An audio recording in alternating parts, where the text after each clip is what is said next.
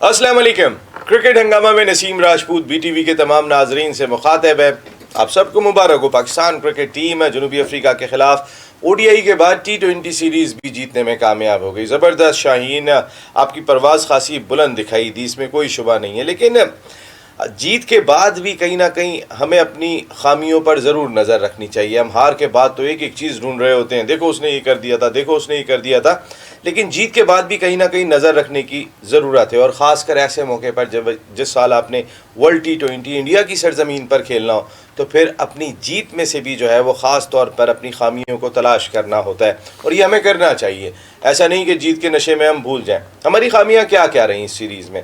हालांकि हम बार बार कहते रहे कि जनूबी अफ्रीका की कंप्लीट साइड नहीं थी ये, जनूबी अफ्रीका की बी टीम थी या सी टीम थी, बहुत सारे लोग तो सी टीम भी कह रहे हैं, लेकिन हम बात नहीं करते। जीत जीत होती है, पाकिस्तान ने हासिल की, लेकिन खामियां क्या थी उस पर नज़र रखनी चाहिए। वो ये कि हमारे लिए मैच फिनिश करना मुश्किल हो रहा है, हम मैच फिनिश नहीं कर पा रहे। बहुत अच्छे आगाज़ के बाद, कमांडिंग पोजीशन हासिल करने के बाद भी कई मरतबा ऐसा हुआ कि हम मरते गिरते मैच जीतें। क्या ये हर दफ़ा होगा? शायद ये हर दफ़ा ना हो, और किसी क्रूशल मौके पे अगर वर्ल्ड T20 में हो गया तो फिर हम कहाँ खड़े होंगे, एक झटके में हम बाहर हो जाएंगे। ये देखना होगा कि अगर ठीक है बाबर ने भी उस तरह परफॉर्म नहीं किया, रिजवान ने भी उस तरह परफॉर्म नहीं किया जो तीसरे T20 के हीरो थे, फ़खर ने ज़बरदस्त बैटिंग की, मैच आसान हो गया था। 92 for 2 सेकेंड विकेट गिर रही है आपकी, 127 पर पहुंचते पहुंचते आपकी 7 विकेटें गिर जाती हैं। आपके लिए मैच फिनिश करना मुश्किल हो रहा है, वो एतमाद दिखाई नहीं दे रहा आपकी मिडिल ऑर्डर और लोअर मिडिल ऑर्डर, या जिनको हम ऑलराउंडर्स कहते हैं, कि वो मैच फिनिश कर सकते हैं। ये एतमाद दिखाई नहीं दे रहा। इस एतमाद को किस तरह कवर किया जाएगा, वो एक्सपर्ट मेरे साथ बैठे हुए जो तमाम चीज़ों पर खुल के बात करते हैं और ज़बरदस्त बात करते हैं। Former test cricketer, former manager, coach, chairman selection committee Pakistan cricket team, the one and only Haroon Rashid भाई। Thank you very much Haroon भाई, बहुत बहुत शुक्रिया आपका। अस्सलाम वालेकुम नाजरीन। और भाई मेरा आवाज़, मेरा सवाल आप समझ गए होंगे। हम जो मैच जीत रहे हैं वो बहुत लड़के जीत रहे हैं, हम जाके फंस जाते हैं अच्छी सिचुएशन के बावजूद, और जो हम हार रहे हैं वो बहुत मार्जिन से हार रहे हैं। नसीम, ये तुमने जो भी इंट्रो में इतनी सारी चीज़ें जो एक्सप्लेन की, अगर तुम देखोगे हमारे जितने भी प्रोग्राम्स हैं हम इसी चीज़ को अहाता करते हुए ये सारे प्रोग्राम्स कर रहे हैं, क्योंकि हमें इस चीज़ का अंदाज़ा है कि पाकिस्तान की टीम के पास जो बेस्ट अवेलेबल रिसोर्सेज है वो यही हैं। इक्का दुक्का आप समझ सकते हैं कि 2 या 3 लड़के या प्लेयर्स जो हैं वो बाहर बैठे हुए हैं, वो मे बी उनको वापस लाने की बात हो जाए लेटेस्ट स्टेजेस में जाके, लेकिन जो लम्हा फ़िक्रिया है वो यही है, जैसे आपने कहा कि ये मैच बिल्कुल ही वन साइडेड था, और किस तरीके से मैच जो है वो आपने ऐसा लगा कि ऑलमोस्ट हार जाते। अगर मैं वो 2 एक्स्ट्रा IPL का मैच लग रहा था। अगर मैं 2 बॉलें वो निकाल दूं मगाला की, जो कि एक्स्ट्रा डिलीवरीज थी, नो बॉल्स थी वो, उसमें अगर आप 10-12 रन जो उनको इजाफी मिल गए, ठीक है ना, 2 नो बॉल्स, और वो तो ये वो चीज़ें हैं जो जैसे आपने कहा, जब आप जीत रहे होते हैं ना, तब आप खामियों पर अगर अपनी नज़र रखेंगे तो आप में और ज़्यादा बेहतरी आएगी। जब हार रहे होते हैं तो जैसे भी आपने कहा कि हर कोई उसके ऊपर ब्लेम गेम खेल रहा होता है कि उसने ये नहीं कर दिया, उसने वो नहीं किया, ये ऐसे करना चाहिए था, ये ऐसे नहीं करना चाहिए था। लेकिन अब आप जीत गए हो, जो कि एक बहुत बड़ी अचीवमेंट है। आप पहली दफ़ा साउथ अफ्रीका की सरजमीन पे एक सीरीज़ जीते, जो कि एक यकीनी तौर पर बहुत बड़ी बात है। लेकिन जिस अंदाज में आप देखें कि मैं अगर पूरे इस 2 से 3 महीने के पाकिस्तान की क्रिकेट टीम की परफॉर्मेंस का अगर मैं जायज़ा लूँ, तो सिवाय 3rd T20 मैच जो कि जोहानिसबर्ग सेंचुरियन में खेला गया था, आप मुझे बता दें कौन सी ऐसी कामयाबी है जिसमें आप कह सकें कि पाकिस्तान ने कन्विंसिंगली जीता, डोमिनेट करते हुए जीता, बिल्कुल उस मैच के अलावा। और दूसरा एक चीज़ और भी अपने जहन में रखनी चाहिए कि ये ज़रूरी नहीं है कि हर मैच में बाबर जाएगा तो वो 100 करेगा और 200 का स्ट्राइक रेट रखेगा। दुनिया का कोई भी बैट्समैन जो है ना, वो तसलसल के साथ ये सारी चीज़ें नहीं कर सकता। इसी तरह रिजवान के ऊपर हमने बहुत ज़्यादा इन्हिसार किया हुआ है, क्योंकि अगर ये आपका टॉप ऑर्डर नहीं करता कुछ, तो आपने देख लिया कि आपके मिडिल ऑर्डर और लेटर ऑर्डर बैट्समैन जो हैं वो चीज़ नहीं कर सके जो कि आसानी से मैच जीता है। अब यहाँ मैं आपको मिडिल ऑर्डर की जो बात कर रहे थे, हम कब से मिडिल ऑर्डर बैटिंग की बात कर रहे हैं? पहले शो से कोई शो ऐसा नहीं है, ओडीआई से, ठीक है ना। अब इस मिडिल ऑर्डर की आप बात करें, जब पाकिस्तान के ये 3 प्लेयर्स जब आउट हुए, तो जब हैदर अली और आसिफ अगर बैटिंग कर रहे थे, आपको पता है कि आस्किंग रेट क्या था? 5 रन एन ओवर। मैं सिर्फ गेम सेंस की बात कर रहा हूँ, मैं बैटिंग सेंस की बात कर रहा हूँ। क्या उस वक्त हेटे मारने की ज़रूरत थी? उस वक्त तो आपका सिंगल्स का गेम आ गया हुआ था, अपने आप को सेट करो, आपके पास 2 से 3 over the, this is what called game sense, कि आप गेम को सिचुएशन को रीड करते हुए अपने आप को अडॉप्ट करते हुए। बाबर आजम की एग्जांपल है ना हारून भाई, पिछले मैच में थर्ड ओडीआई में, थर्ड टी20 में जरूरत थी वो 200 के स्ट्राइक रेट से खेले, यहाँ जरूरत नहीं थी वो 80 के स्ट्राइक रेट से खेले जो रिक्वायरमेंट थी। लेकिन ये चीज अगर बैट्समैन नहीं समझ पा रहा कोई मिडिल ऑर्डर और उसको बहुत मैचेस मिल गए तो क्या होना चाहिए हारून भाई? एग्जैक्टली यही तो वो चीज़ है कि यही तो मैं आपको कह रहा था कि अभी ऑब्वियसली ये जो जिम्बाब्वे की सीरीज शुरू होगी, जो कि हम इसके ऊपर बाद में बात करेंगे, तो आपके पास तो बेसिकली 3 ही टी20 मैच रह गए ना, और उसके बाद PSL के कुछ मैचेस रह गए। सो आपकी फॉर्मेशन ऑलमोस्ट बनी हुई है। आपको जो वीक आपके जो एरियाज हैं, that is middle order batting. कल की अगर हम मैच के ऊपर अगर हम बात करते हैं तो आई थिंक साउथ अफ्रीका ने भी पिच को इतना अच्छा रीड नहीं किया। वो एक्सपेक्ट कर रहे थे कि उसी तरह की पिच है जो पहले मैच में थी, ऐसा नहीं था।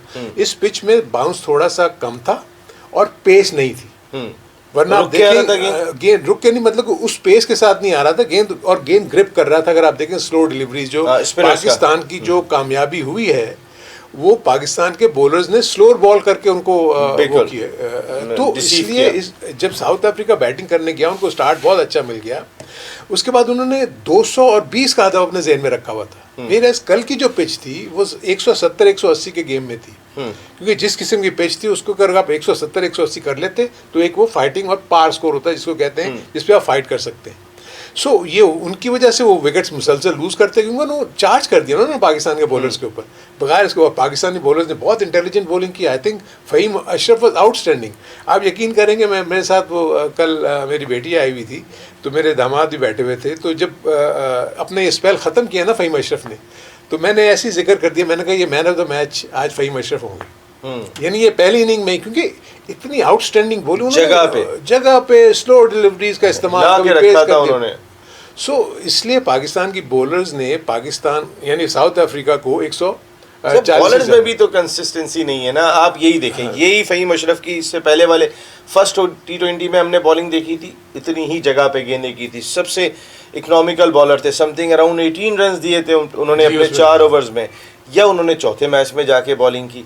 उसके बाद वेवर्ड क्यों हो रहे हैं, इतना ज़्यादा वेवर्ड क्यों? नहीं नसीम, इसमें एक चीज़ भी देखो वो अगर आप दोनों पिचेस का जायजा लें ना तो फ़र्क था। आई थिंक जो थर्ड ODI की पिच थी ना, that was I mean not meant for bowlers. उसमें चाहे फास्ट बॉलर्स होते चाहे स्पिनर्स होते, जैसे कि आपने देखा कल, आप देखिए थोड़ा सा परचेज मिल रहा था, स्पिनर की गेंद स्पिन हो रही थी। इवन पाकिस्तानी नवाज को बड़ी अच्छी टर्न मिला। तो मेरे अपने नज़दीक पिचेस के ऊपर भी डिपेंड करता है कि आप जिस दिन आपको अच्छी पिच मिल जाए तो उसमें बैटिंग बहुत अच्छी होती है। जब आपको अगर पिच अच्छी ना मिले तो ऑब्वियसली उसमें फिर आपको अगर बॉलर्स को हेल्प कर रही है तो बॉलर्स उसमें फ़ायदा उठाते हैं। बिल्कुल, ये अपनी जगह पर दिखाई दिया हारून भाई, लेकिन लेट्स बैक बॉलिंग डिपार्टमेंट की मैं बात कर लेता हूँ। इंडिया में खेलना है आपने वर्ल्ड टी20, जहाँ पे दिमाग की ज़रूरत पड़ेगी आपको। बॉलर आपको वो नहीं चाहिए कि जो आए और आके गेंद करता चला जाए, बस सिर्फ गेंद फेंकना नहीं है, वहाँ आपको अकल भी चाहिए होगी। वहाँ आपको बहुत सारी ऐसी इंग्रेडिएंट्स आपके अंदर दरकार होने चाहिए उन पिचेस पे गेंद करने के लिए। एक्सपीरियंस का बड़ा रोल दिखाई देता है। क्या हारिस रऊफ, क्या हसनैन, जो हम यही ऑप्शन हमें दिखाई देते हैं ना, फ़हीम अशरफ के साथ शहनशाह अफरीदी के साथ हम जो लगाते हैं, ये 2 बॉलर लगाते हैं, उनमें से किसको लें किसको ना लें। लेकिन क्या आपको ये जो इनमें वो इंग्रेडिएंट्स दिखाई दे रहे हैं जो ख़ासकर इंडियन पिचेस पे, वहाँ बाउंस नहीं होना है, वहाँ पे बॉलर को कोई सपोर्ट नहीं मिलनी है, इनमें इंग्रेडिएंट्स हैं वो? देखिए, इसमें जो एक सबसे अच्छी चीज़ जो मैं आपको बताऊं कि जिस तरह की पाकिस्तान की बॉलिंग है ना, क्योंकि जहां वहाँ पेस नहीं है, बाउंस नहीं है, तो ये जो भी हमारे पास बॉलिंग का जो सेटअप है ना, वो वहाँ कामयाब होने के चांसेस बहुत ज़्यादा हैं। ठीक है। उसका उसका रीज़न ये है कि जो स्लो डिलीवरी है वो ग्रिप करेगी, और गेंद क्योंकि जब ऊंचा नहीं आता तो हिटे मारना भी इतना आसान नहीं होता। जब तक देखें ना अच्छी आइडियल हाइट पे आपको बॉल आती है तो ऑन दिया उसको देखें ना, जिस तरह के छक्के यहाँ लगे हैं साउथ अफ्रीका में, आई डोंट थिंक सो कि इस तरह की बैटिंग जो है ना वो हम इंडिया में अगर तो बहुत अच्छी बैटिंग अगर मिल जाए। अगर आप IPL के भी मैचेस जो अभी हो रहे हैं अगर वो आप देखें तो 140 भी एट टाइम विनिंग स्कोर लग रहा है, 150 भी एट टाइम विनिंग स्कोर लग रहा है। सारे मैच ऐसे ही हो रहे हैं जैसे अपना लास्ट मैच हुआ है। जी एग्जैक्टली, इतना इंटरेस्टिंग। तो इसीलिए मैं कह रहा हूँ कि पाकिस्तान की जो बॉलिंग की लाइनअप मुझे जो नज़र आ रही है ना, वो इतनी बुरा परफॉर्म नहीं करेगी। ठीक है। वहाँ जो इशू पाकिस्तान को आएगा ना, वो पाकिस्तान की बैटिंग है, जो कि मिडिल ऑर्डर, क्योंकि इस तरह की जैसे हिटें हमारे ओपनर्स मारते हैं यहाँ साउथ अफ्रीका में, ज़रूरी नहीं है कि वो इंडिया में, क्योंकि लो बाउंस पिचेस होंगी, गो कि हम आदी हैं लो बाउंस पिचेस पे खेलने का, लेकिन वहाँ मैं समझता हूँ कि 170-180 जो है ना पार स्कोर होना चाहिए वर्ल्ड कप में। सो उसके लिए आपको तैयारी होनी चाहिए। जो आपने जिस तरफ मेरा ख्याल है निशानदेही कर रहे हो, उसमें आप एक्सपीरियंस के फुकदान की बात कर रहे हो। बिल्कुल हारून भाई, वो डेफिनेटली पाकिस्तान के यहाँ क्योंकि कम उस होगा। जगह पे आप जाने के बाद आपको अपनी नर्व्स को काबू में रखना, जी। उस प्रेशर कंडीशन के अंदर खेलना, बड़े जी, क्राउड जी, ना हो, बड़े crowd ना ये एहसास ही बहुत होगा आप इंडिया में खेल रहे हो। इसलिए मैं इस पूरे सेटअप में जो देख रहा हूँ ना, उसमें मुझे थोड़ा सा जो वीक लिंक नजर आ रहा है वो है मोहम्मद हसनैन। ठीक है, उसकी पेस है, सब कुछ है, लेकिन मैंने देखा कि वो एक जगह पे बॉलिंग करते हुए हारिस रऊफ का, क्योंकि पुराना बॉल जो है उसको अभी तक बहुत ज़्यादा, हालांकि उसकी परफॉर्मेंस अभी तक इतनी कन्विंसिंग नहीं है कि हम कहें कि जी वो आइडियली सूटेड है फॉर दिस वर्ल्ड कप, लेकिन क्योंकि मैं लो बाउंस को देखते हुए और जो उसकी लाइन और लेंथ पे बॉलिंग करता है, रिवर्स स्विंग अगर होना शुरू हो जाए, he is not a bad choice. But अगर आप देखते हो कि दूसरी तरफ जो आप आमिर को और अगर वहाब रियाज को इस PSL में परफॉर्म करता हो, अगर आप देखो वो अपनी उसको फॉर्म को वापस रीगेन कर लेते हैं और आपको वो नज़र आते हैं, तो मे बी आप सोच सकते हैं कि हमें फास्ट बॉलर्स में क्या तब्दीली कर सकते हैं। अगर मैं इसी तरह बैटिंग की तरफ आऊँ तो आपकी बैटिंग की तरफ तो अभी आएंगे हम दोनों, जरा मिलके एक ब्रेक की तरफ पहले चले जाते हैं, उसके बाद बैटिंग की तरफ आएंगे। बैटिंग डिपार्टमेंट हारून भाई ने जैसे बात की वो बहुत ही तवज्जो तलब है, खासकर मिडिल ऑर्डर बैटिंग। क्या हमारी सिलेक्शन कमेटी देख लिया था साउथ अफ्रीका में क्या हो रहा है हमारी मिडिल ऑर्डर बैटिंग के साथ? हमारे खिलाड़ियों ने 21 तारीख को फ्लाई करना है जिम्बाब्वे के लिए। क्या उनके साथ अगर कोई एक खेप पहुंचा दी जाती कि नए T20 बैट्समैनों की कि चेक कर लें, वर्ल्ड T20 खेलना है, वो बेहतर होता। शुएब मकसूद हैं, शुएब मलिक हैं, कि ये कैसा परफॉर्म करते हैं इंटरनेशनल कंडीशन में। बात करेंगे हारून भाई से ब्रेक के बाद।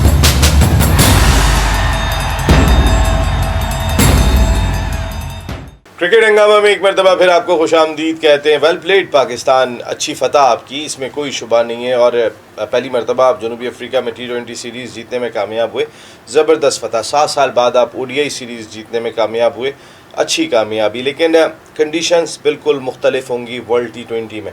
ये एक मुश्किल कंडीशंस थी हमारे लिहाज से। इंडिया में शायद हमारे लिए इतनी मुश्किल कंडीशन ना हो, सिमिलर हो थोड़ी सी हमसे, लेकिन ये हमसे हट कर थी। आपकी यहाँ पर कारकर्दगी बहुत बेहतर है, लेकिन कहीं ना कहीं जो खामियाँ हैं उन पे ज़रूर नज़रसानी कर लेनी चाहिए, और यही काम इस वक्त हम बैठ के कर रहे हैं। आपको मुबारकबाद भी दे रहे हैं, आपके लिए तालियां भी बजा रहे हैं कि आपने बहुत ज़बरदस्त खेला। लेकिन जो चीज़ें हैं वो टीम मैनेजमेंट भी ज़रा सुन ले, सिलेक्शन कमेटी और जो थिंक टैंक है पाकिस्तान क्रिकेट बोर्ड का, वो हारून भाई से ज़रूर सुन ले। हारून भाई, एक ऑप्शन हमारे पास ये था, हमने इस मिडिल ऑर्डर को काफ़ी टाइम देखा, हमने आसिफ अली को भी देखा, हमने दानिश अजीज़ को ODI में भी देखा था, हमने जितने हमारा मिडिल ऑर्डर जो हमारे पास अवेलेबल था वो हमने चेक कर लिया। इवन कि हफीज़ भी उस तरीके से परफॉर्म नहीं कर सके, वो आमतौर पे थोड़ा इस तरह के ट्रैक्स के ऊपर फंसते हैं। वो इंडिया में बहुत ही हमारे लिए एक बहुत ही ज़बरदस्त सरप्राइजिंग पैकेज हो सकते हैं जो यहाँ पर नहीं थे। कुछ खिलाड़ियों को सूट करती है, कुछ खिलाड़ियों को सूट नहीं करती। सारे बाबर आजम विराट कोहली नहीं होते कि हर कंडीशन के अंदर खेल लेते।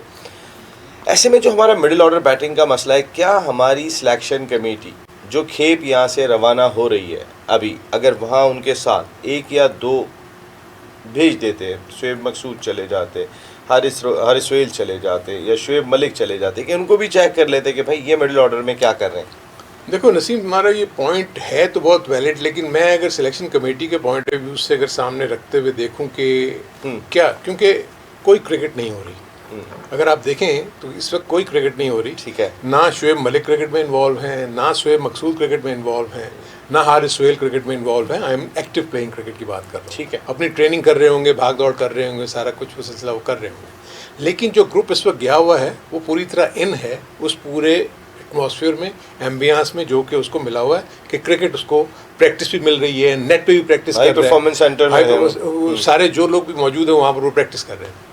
मुझे अब सिर्फ इशू ये है कि मैं ये फील करता हूँ कि दानिश अजीज़ को अभी तक उतने मौके नहीं मिले जितने मिलने चाहिए। T20 में स्पेशली सिर्फ ODI खिलाया हमने, वो भी मतलब ये कि अगर 1 या 2 मैच की हम बात करते हैं, ठीक है, तो अगर आपने किसी को अगर मौके दे दिए हैं आपने इनको, तो मैं फील करता हूँ कि जिम्बाब्वे का जो टूर है उसमें दानिश अजीज़ को पूरी तरीके से चेक कर लिया जाए before making a final decision कि जी वर्ल्ड कप के लिए आपने कोई और ऑप्शन देखना है या नहीं देखना।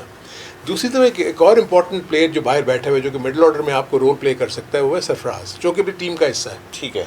सो क्या आपके जहन में या जो टीम मैनेजमेंट है वहाँ पर या सिलेक्शन कमेटी जो बैठी हुई है यहाँ पर, क्या उनके जहन में सरफराज का रोल वर्ल्ड कप में नज़र आता है?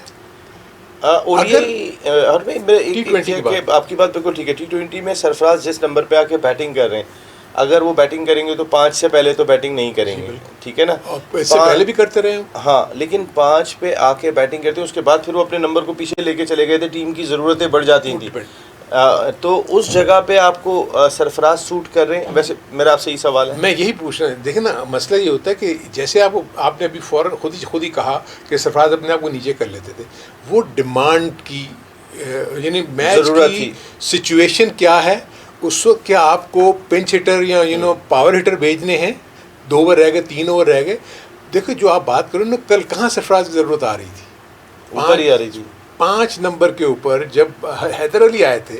अब आप इस सिनेरियो को इस तरह देखें, अगर सरफराज होते तो क्या वो सिंगल और डबल पे काम ना कर रहे होते? वो इस तरह का शॉट मार के आउट नहीं होते, वासिफ अली की तरह आउट नहीं होते।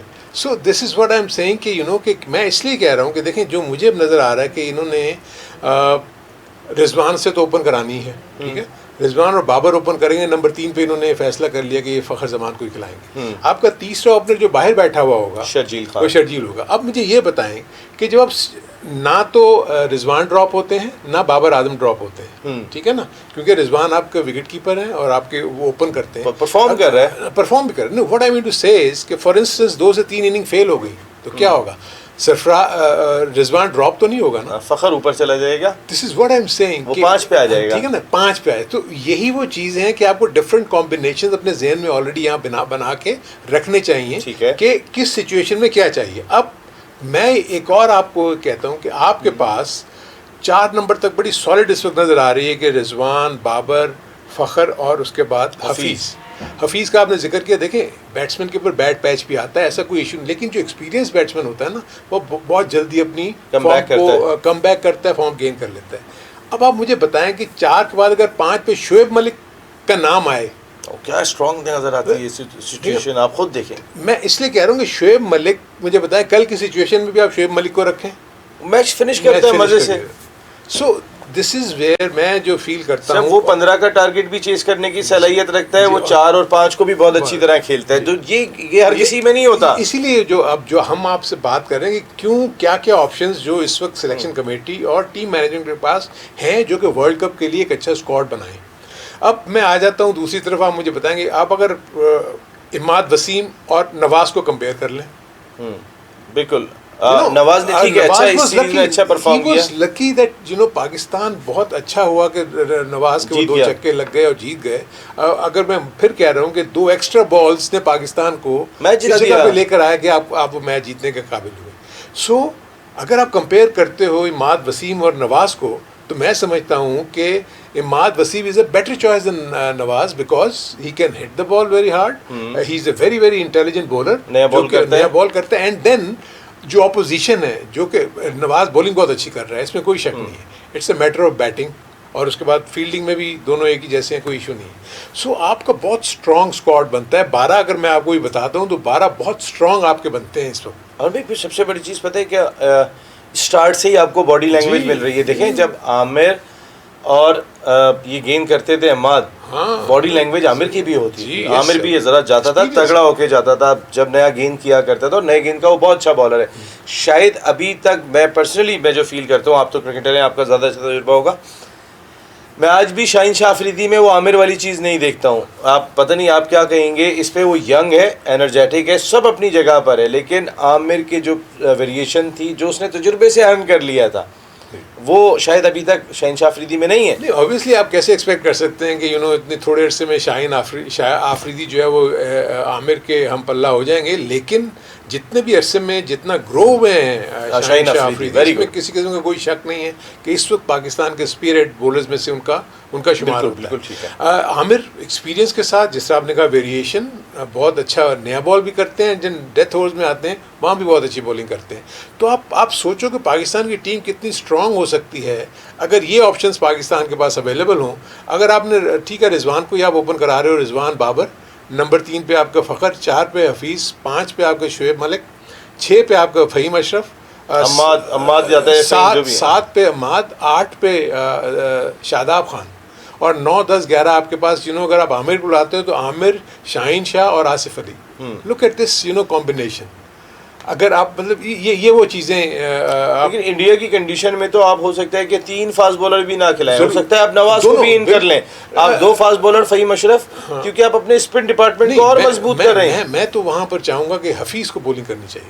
हाँ, नहीं, हमारे पास एक ऑप्शन बच रहा है एक प्लेयर का। अगर हम 10 हो रहे हैं, अगर हम मिसाल के तौर पे हम ज़हर इंडिया में हम 4 फास्ट बॉलर फ़हीम को मिला लेते तो नहीं जाएंगे, 4 फास्ट बॉलर्स के साथ नहीं जाएंगे, वहाँ पे हमारे पास 2 फास्ट बॉलर चाहिए होंगे, हमें 1 फ़हीम अशरफ चाहिए होंगे, 3 मोर देन इनफ इंडिया की कंडीशन के अंदर।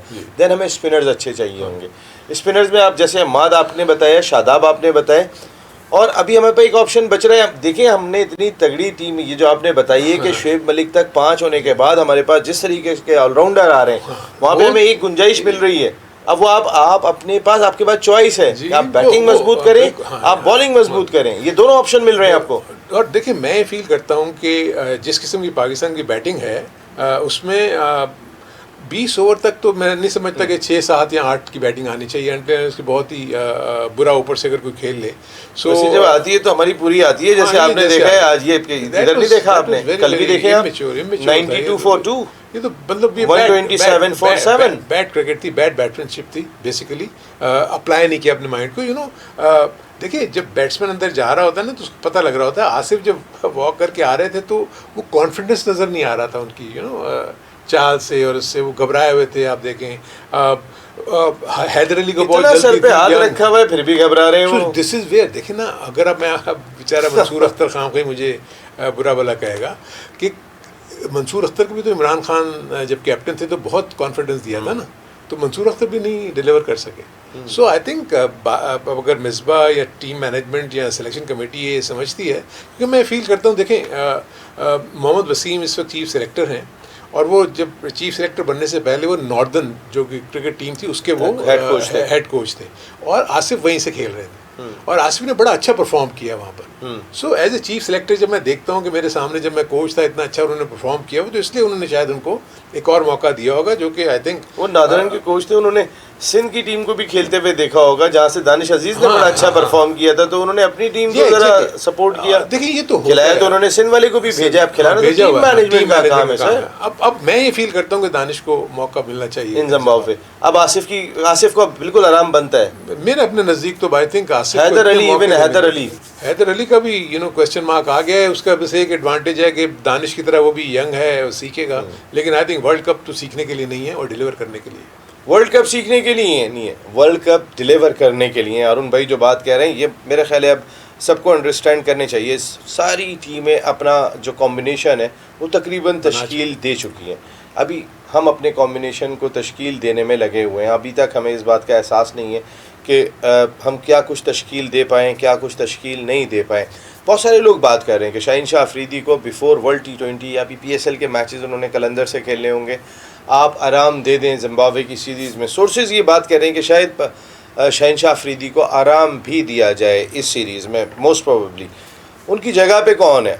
क्या हसनैन और हारिस रऊफ़ को ही हम कॉम्बिनेशन को ट्राई करेंगे, या फिर अरशद इकबाल बरकी बैठे हैं आपके पास, वसीम बैठे हुए हैं आपके पास जूनियर, हम क्यों नहीं उनको भी चेक करें कि वो इस कंडीशन में कैसा परफॉर्म करते हैं। बात करते हैं ब्रेक के बाद।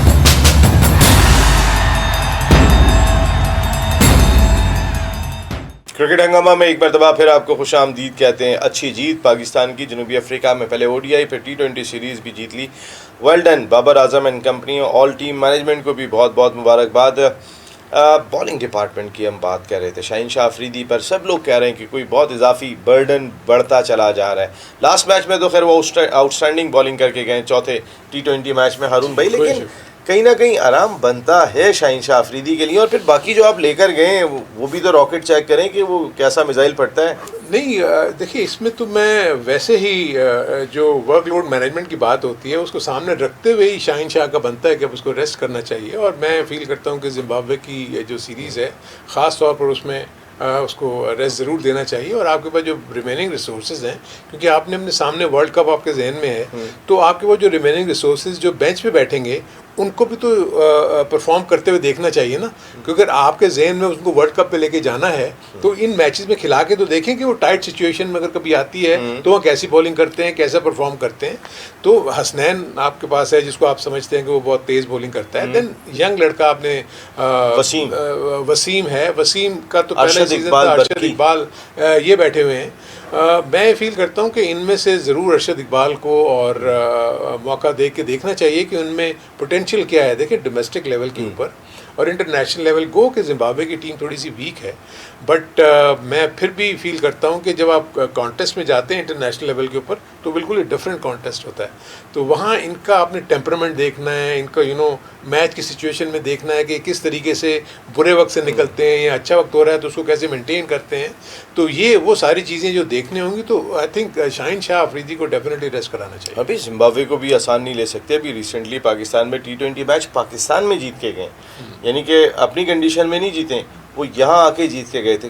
कई उनके अब अच्छे क्रिकेटर्स दिखाई दे रहे हैं जो मुकाबला करने की सलाहियत रखते हैं और वो मुकाबला भी कर रहे हैं। और फिर सबसे बड़ी चीज़ जो हमारी इनकन्सिस्टेंसी है, जो तसलसल में कमी है, वो हमारे ऊपर ही एक प्रेशर डेवलप कर देती है। जिम्बाब्वे का एहसास ही बहुत होगा इनसे हार गए तो क्या होगा, पिछला सब धुल जाएगा। नहीं, आप बिल्कुल सही कह रहे हो। देखो ये चीज़ जो अगर हालिया सीरीज़ में अगर मैं देखूं कि अफ़गानिस्तान शायद गई हुई थी जिम्बाब्वे, तो अफ़गानिस्तान ने वो सीरीज़ जीत ली थी T20 की। अफ़गानिस्तान भी एक बड़ी अच्छी टीम बन के ऊपर आ रही है, लेकिन जिम्बाब्वे जैसे आपने कहा किसी भी टीम को आप कमज़ोर नहीं ले सकते। और अपनी कंडीशन में वो पिचेस बड़ी अच्छी हैं वहाँ पर। मैं क्योंकि बहुत दफ़ा गया हुआ हूँ तो मुझे पता है कि वहाँ पाकिस्तान की टीम डेफिनेटली उनसे तो बहुत ही बेहतर। कैसी जगह है जिम्बाब्वे? बड़ी अच्छी खूबसूरत जगह है। वहाँ अगर देखा जाए तो थोड़ा सा उनकी जो पॉलिटिकल सिचुएशन पिछले दिनों बड़ी ख़राब रही थी, अब उसको उन्होंने कुछ बेहतर किया है, लेकिन स्टिल वो जगह तो साउथ अफ्रीका से कुछ मिलती जुलती करीब ही है, उसके आधा है 2-1 घंटे की तो ड्राइव है वहाँ से। बिल्कुल, क्योंकि साउथ अफ्रीका मेरा जाने हुआ था, जिम्बाब्वे में नहीं जा सका था उस दौर में। लेकिन पिचेस क्या है, बिहेवियर कैसा है, लाइक साउथ अफ्रीका? नहीं, साउथ अफ्रीका की तरह नहीं, अच्छा बैटिंग पिचेस हैं। अगर हम ज़्यादातर हरारे में अगर खेल रहे हैं तो आइडियल अच्छा बाउंस थोड़ा सा ऐसा होता है कि जो मैनेजेबल है और आप अपने रन्स बड़े आराम से बना सकते हो। T20 में आपको पता है कि वो पिचेस बनती हैं ऐसी हैं कि जो बैटिंग के लिए साजगार हों। सो आई एम वेरी होपफुल कि पाकिस्तान की टीम जिम्बाब्वे में भी बहुत अच्छा परफॉर्म करेगी। अबे आपके ख्याल में, जिस पर आपने भी बहुत बात की थी कि वो पेयर के जिसको हम बहुत ज़्यादा तस्करा कर रहे थे, शर्जील एंड फ़खर, क्या किसी मैच में या 1-2 मैचेस में इस पेयर को ट्राई कर लेना चाहिए? देखिए मैं लेट हो गया, मैं तो इस पॉइंट ऑफ व्यू से देख रहा हूँ कि एज ए बैकअप, देखिए आप फॉल बैक तो उसी पे ही करेंगे इर्रेस्पेक्टिव अगर ये ओपन नहीं भी कर रहे इकट्ठा इस वक्त। चाहे फ़खर जमान और शर्जील की हम बात कर रहे हैं, अगर ये नहीं भी कर रहे तो जब भी कभी पाकिस्तान का थिंक टैंक सोचेगा, ये तो नहीं सोचेगा मैं शर्जील को 5 पे खिला दूँ या फ़खर को 6 पे खिला दूँ। सो वो अगर आएंगे कि कहीं भी पाकिस्तान को ज़रूरत पड़ेगी तो वो दोनों ओपन ही करेंगे। तो अगर उससे पहले आप किसी मैच में फील करते हो कि इन दोनों को ओपन करा के देख लेना चाहिए, देन आपको अभी शर्जील की मैच फिटनेस भी तो देखनी है ना। अगर आपने अपने जहन में रखा हुआ है कि शर्जील वर्ल्ड कप में जाएगा, खिलाओ तो सही। अगर वो बिल्कुल बगैर खेले हुए बगैर मैच प्रैक्टिस के चला गया, जो उसको चंद मैचेस तो डेफिनेटली इसके PSL के मिलेंगे जिसमें वो अपना वो दिखाएगा, और वो जिस तरह मेहनत कर रहा है, थोड़ा वेट भी मुझे कम होता हुआ उसका नज़र आया। अगर वो फील्डिंग में पूरी मेहनत कर रहा है, सारा कुछ कर रहा है, तो आपके पास एक ऐसा ज़बरदस्त बैट्समैन मौजूद तो है ना जो आपको अर्ली बड़ा एक्सप्लोसिव स्टार्ट दे सकता है बैटिंग में। तो उसको आपको इग्नोर तो नहीं करना चाहिए। इक्का दुक्का मैचेस ज़रूर उसको खिला के देख लेना चाहिए कि इसका टच कैसा है, इसकी क्योंकि उसको थोड़ा मौका मिलेगा पिच के ऊपर सेंटर में, तभी जाके वो कुछ करेगा ना। अगर वो बाहर ही बैठा रहा तो ज़्यादा नेट पे खेलेगा ना। नेट पे खेलना इज समथिंग एल्स। आप जब मैच में खेलते हैं तो उसमें आपको पता होता है कि 11-10 फील्डर खड़े हैं, एक बॉलर आ रहा है सामने, और उसे कहाँ बॉलिंग करेगा, मैंने कहाँ खेलना है, कहाँ नहीं खेलना है। तो जो बैटिंग प्लान है, जो बैटिंग का डिस्प्ले है, वो आपका मैच में ज़्यादा बेहतर नज़र आता है बजाय इसके कि आप जितना मर्जी नेट पे अच्छी हिटें मार रहे हो। लेकिन कॉम्बिनेशन अपना अब एक होना चाहिए। ज़्यादा कोशिश यही करें कि अब ज़्यादा उसमें छेड़छाड़ ना करें और बना लें, जहाँ पे खामियां हैं उसको कवर कर लें। अब जाते जाते बस छोटा सा बता दें, उसके बाद फिर हम जिम्बाब्वे की सीरीज़ पर ही होंगे आइंदा जब भी मिलेंगे।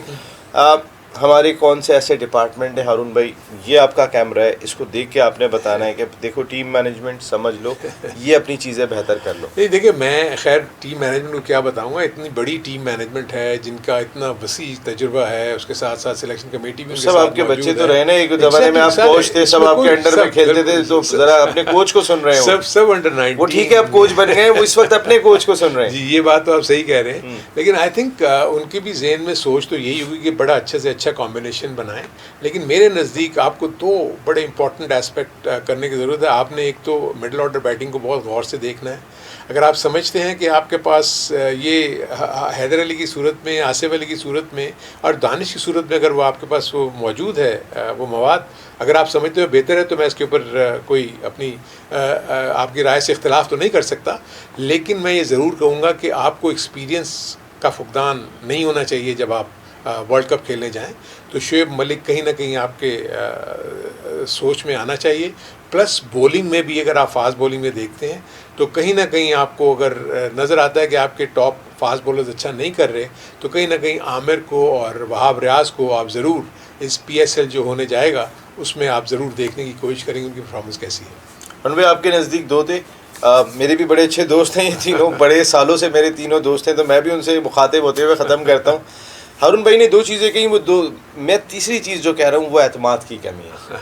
आप अपने लड़कों को ज़रा एतमाद और दें, उसमें वो कहीं ना कहीं जो है वो मिसिंग बहुत ज़्यादा दिखाई देता है। हारून भाई थैंक यू वेरी मच, बहुत बहुत शुक्रिया। आप जो एतमाद की बात कर रहे हो तो एतमाद तो दे ही रहे हैं ना, वो मतलब आसिफ अली अभी तक टीम में है, मतलब ये हैदर अली मुसलसल खेल रहे हैं। नहीं, कहने का मकसद है से जो आप वो एतमाद दे रहे हैं, खिलाड़ियों में क्यों नहीं आ रहा? ये तो खिलाड़ियों का कसूर है। हाँ, खिलाड़ियों का कसूर है, लेकिन कहीं ना कहीं ज़ाहिर है हारून भाई, अगर आप मुझे समझाने की कोशिश करेंगे तो फिर मेरे पे एक प्रेशर आ जाएगा, मुझे हारून रशीद साहब समझा रहे हैं, वो प्रेशर से खिलाड़ी कैसे निकलेंगे, ये भी आपका काम है, ये किसी और का काम नहीं है। या नसीम राजपूत और हारून रशीद साहब आपसे इजाज़त चाह रहे हैं।